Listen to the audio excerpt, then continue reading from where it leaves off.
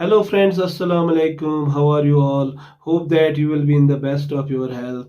This is Dr. Manzoor Ahmed Sheikh. I welcome all of you to learn and grow.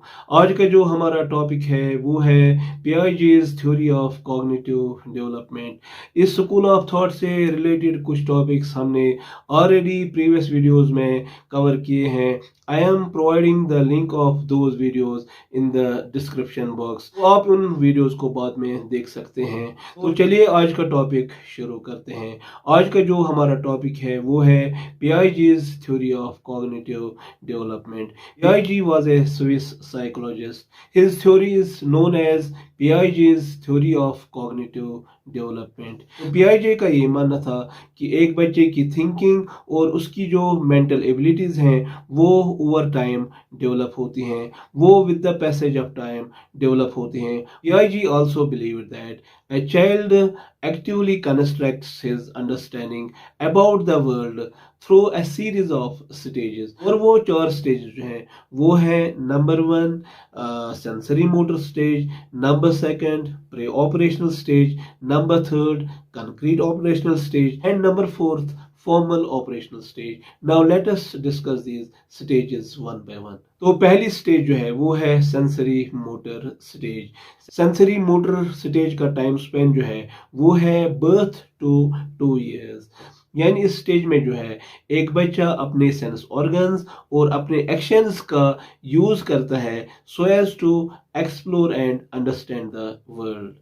This stage is characterized by 4 things. Number 1, trial and error learning. Number 2, imitation. Number 3, cause and effect relationship. And number 4, object permanence. तो चलिए अब हम इन characteristics को one by one with the help of examples समझने की कोशिश करते हैं। तो चलिए पहले हम ऑब्जेक्ट परमानेंस के बारे में बात करते हैं। In object permanence the child thinks that the objects continue to exist even when they are out of one's sight. For example, अगर आप एक बच्चे की टॉय को ब्लैंकेट के नीचे छुपाएंगे तो बच्चा जो है he will search for the toy because he knows the toy is still there. ठीक है, इसी को ऑब्जेक्ट परमानेंस कहते हैं। यानी तो इसके बाद जो दूसरा कैरेक्टरिस्टिक है वो है ट्रायल एंड एरर लर्निंग।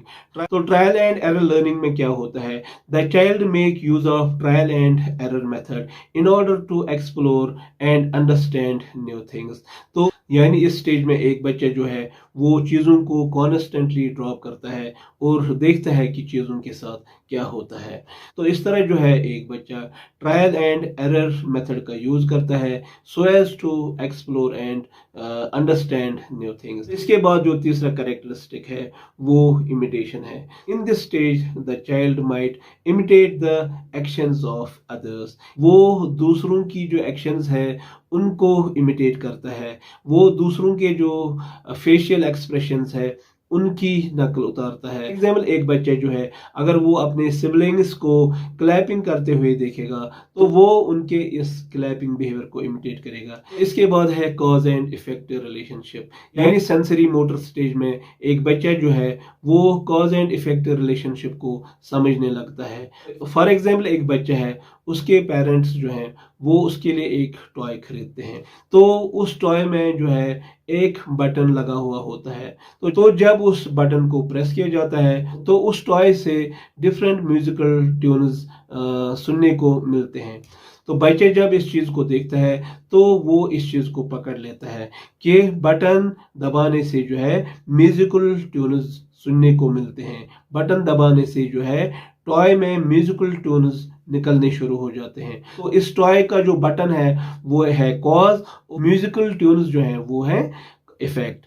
तो इस तरह जो है एक बच्चा कॉज एंड इफेक्ट रिलेशनशिप को समझ लेता है। It was all about sensory motor stage. I hope कि आपने इसको अच्छे से अंडरस्टैंड किया। Now let us talk about the second stage. Second stage जो है वो है प्री ऑपरेशनल स्टेज। तो इसका जो टाइम स्पेन है वो है 2 to 7 years। तो प्री ऑपरेशनल स्टेज में बच्चे की लैंग्वेज जो है वो डेवलप होती है। The child make use of different symbols and science in order to represent objects and events. It is also characterized by four things. Number one, animism. Number second, centration. Number third, egocentric thinking. Number fourth, symbolic play और symbolic thinking. तो चलिए अब हम इन characteristics को भी one by one discuss करते हैं। तो पहले हम egocentric thinking के बारे में बात करते हैं। तो egocentric thinking में ये होता है, the child finds it hard to understand and take others' perspectives. For example एक बच्चा जब दोस्तों के साथ कन्वर्सेशन में एंगेज होता है तो वो कॉन्स्टेंटली अपने एक्सपीरियंस के बारे में, अपने इंटरेस्ट्स के बारे में, अपने लाइक्स एंड डिसलाइक्स के बारे में बोलता रहता है और दूसरे लोगों को बोलने का मौका ही नहीं देता है। उनके एक्सपीरियंसेस, उनके कंसर्न्स, उनके इंटरेस्ट्स को वो कंसिडर ही नहीं कर पाता। इस तरह जो है ईगोसेंट्रिक थिंकिंग की वजह से वो अपने डोमिनेंस को मेंटेन रखता है और दूसरों के पर्सपेक्टिव्स को कंसिडर और अंडरस्टैंड नहीं कर पाता। के बाद प्री ऑपरेशनल स्टेज का जो दूसरा कैरेक्टरिस्टिक है वो है सेंट्रेशन। तो सेंट्रेशन में ये होता है, if you will pour equal amount of water into two differently shaped glasses. So in this stage, the child might think that the taller glass has more water than the shorter one. तो ये है सेंट्रेशन का concept. तो इसके बाद जो तीसरा characteristic है वो है एनिमिज्म। तो एनिमिज्म में क्या होता है, the child may attribute human like qualities और intentions to inanimate objects. For example बच्चे जब अपनी टॉय के साथ खेल रहा होता है तो वो ये सोचता है मेरी टॉय जो है ये भूखी है, इसको भूख लगी है, ये सैड है, ये गमगीन है। इसके बाद जो फोर्थ कैरेक्टरिस्टिक है वो है सिंबॉलिक प्ले। सिंबॉलिक प्ले में ये होता है कि बच्चा एक ब्लॉक को लेता है, उस ब्लॉक को वो एज ए फोन कंसिडर करता है और उसके बाद वो फोन पे बातें करना शुरू करेगा जैसे कि वो एक सुपर हीरो हो। तो this was all about pre operational stage. Now let us talk about the third stage of this theory. Third stage जो है वो है concrete ऑपरेशनल स्टेज। तो कंक्रीट ऑपरेशनल स्टेज का जो टाइम स्पेन है वो है 7 years to 11 years। तो as far as the concrete operational stage is concerned, children in this stage become more logical. Children are able to think concretely about the objects and events. Concrete operational stage is characterized by four things. Number one, conservation. Number second, classification. Number third, logical thinking. And number fourth, reversibility. चलिए अब हम इन characteristics को one by one discuss करते हैं। तो पहले हम conservation के बारे में बात करते हैं। कंजर्वेशन में ये होता है, when an equal amount of water is poured into two differently shaped glasses। तो बच्चा जो है वो इमीडिएटली इस चीज को रियलाइज करता है कि दोनों डिफरेंटली शेप्ड ग्लासेस में जो वाटर है वो बराबर है। वो टॉल नैरो गिलास जो है उसमें भी उतना ही वाटर है जितना कि शॉर्ट नैरो गिलास में है। इसी कंसेप्ट को कंजर्वेशन कहते हैं। तो दूसरा जो इसका कैरेक्टरिस्टिक है वो है लॉजिकल थिंकिंग, यानी एक बच्चा जो है वो अब लॉजिकली सोच पाता है। यानी इस स्टेज में बच्चे में logical thinking, rational thinking develop होती है। फॉर एग्जाम्पल अगर उसको एक सिंपल मैथमेटिकल क्वेश्चन दिखाया जाए तो उसमें जितने भी स्टेप्स होंगे वो उन स्टेप्स को अच्छे से फॉलो कर पाता है, उनको अच्छे से अंडरस्टैंड कर पाता है। के बाद जो इसका तीसरा कैरेक्टरिस्टिक है वो है रिवर्सिबिलिटी। तो इस स्टेज में एक बच्चा ये समझ लेता है कि actions and operations can be reversed. For example एक जग में 300 ml पानी है, तो जब हम उस पानी को एक गिलास में डालते हैं उस गिलास में भी हमें 300 ml पानी देखने को मिलता है। तो अगर अब हम इसका रिवर्स करेंगे, फॉर एग्जाम्पल आप गिलास में जो 300 ml का पानी है उसको फिर से जग में पोर करेंगे, जग में भी हमें 300 ml का पानी देखने को मिलेगा। यानी एक्शन को रिवर्स करने से क्वांटिटी ऑफ वाटर जो है उसमें कोई फर्क नहीं आया। तो इस स्टेज में जो है कंसेप्ट ऑफ रिवर्सिबिलिटी जो है इसको एक बच्चा अच्छे से समझ पाता है। तो इसके बाद जो फोर्थ कैरेक्टरिस्टिक है वो है क्लासिफिकेशन। तो क्लासिफिकेशन में ये होता है कि a child can classify the objects on the basis of their various characteristics. Example, a child can sort a collection of fruits in terms of their type, color and size. For example, अगर हम एक बच्चे के सामने बहुत सारे fruits रखेंगे, बनाना रखेंगे, ऑरेंज रखेंगे, मैंगो रखेंगे, ठीक है ना, तो उसके बाद अगर हम बच्चे से कहेंगे कि आप इन फ्रूट्स को क्लासिफाई कीजिए, इनको ऑर्गेनाइज कीजिए, child can classify these fruits on the basis of type, colour and size. For example, अगर हम टाइप की बात करेंगे तो वो बनाना को अलग रखेगा, ऑरेंज को अलग रखेगा और मैंगोज को अलग रखेगा, क्योंकि these are different types of fruits. इसके अलावा वो इन टर्म्स ऑफ कलर भी इनको क्लासिफाई कर सकता है। It was all about concrete operational stage, ठीक है ना। तो चलिए अब हम फोर्थ स्टेज के बारे में बात करते हैं। फोर्थ स्टेज जो है वो है फॉर्मल ऑपरेशनल स्टेज। इसका जो टाइम स्पेन है वो है 11 years and older. As far as formal operational stage is concerned, it is characterized by abstract thinking, systematic thinking, critical thinking and hypothetical reasoning. तो चलिए अब हम इन characteristics को डिस्कस करते हैं। तो पहले हम abstract thinking की बात करते हैं।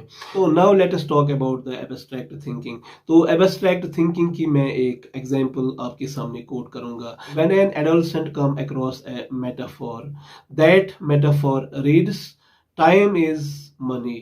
तो जब एक एडोलेसेंट को ये मेटाफोर सुनने को मिलता है या देखने को मिलता है, इस मेटाफोर में जो मैसेज है वो उसको उस मैसेज को अच्छे से ग्रैस्प करता है। तो वो इससे ये मैसेज ग्रैस्प करता है कि पैसा जिस तरह हमारे लिए एक वैल्यूएबल रिसोर्स है, वैल्यूएबल एसेट है और हम इसका जुडिशियसली यूज करते हैं, तो इसी तरह जो है हमारे लिए टाइम भी एक ग्रेट एसेट है, ग्रेट रिसोर्स है। इसलिए हमें अपने टाइम का यूज जो है इफेक्टिवली करना चाहिए, एफिशिएंटली करना चाहिए, जुडिशियसली करना चाहिए। तो इस मेटाफोर में जो ये मैसेज थी, इस मैसेज को एक एडोलेसेंट ने इसीलिए जल्दी से ग्रैस्प किया क्योंकि उसमें एब्स्ट्रैक्ट थिंकिंग थी। तो ये एब्स्ट्रैक्ट थिंकिंग की एक एग्जाम्पल है। तो इसके बाद है हाइपोथेटिकल थिंकिंग। हाइपोथेटिकल थिंकिंग को हम दूसरे वर्ड्स में इमेजिनरी थिंकिंग भी कह सकते हैं। तो हाइपोथेटिकल थिंकिंग में एक एडोलेसेंट जो है वो व्हाट इफ सिनेरियो का यूज करता है। हाइपोथेटिकल थिंकिंग में एक एडोलेसेंट ये सोचता है कि what will happen if humans could fly और if time travels were possible. इसके बाद जो तीसरा कैरेक्टरिस्टिक है वो है सिस्टमैटिक थिंकिंग। सिस्टमैटिक थिंकिंग में ये होता है कि एक एडोलेसेंट को जब कॉम्प्लेक्स प्रॉब्लम्स का सामना होता है तो वो उन कॉम्प्लेक्स प्रॉब्लम्स को स्मॉलर कंपोनेंट्स में ब्रेकअप करता है। वो हर एक कंपोनेंट को step by step wisely planning के साथ हल करता है। इस तरह एक एडोलेसेंट जो है वो सिस्टमैटिक थिंकिंग का यूज करते हुए कॉम्प्लेक्स प्रॉब्लम्स को सॉल्व करता है, ठीक है ना। जो फोर्थ कैरेक्टरिस्टिक है वो है क्रिटिकल थिंकिंग।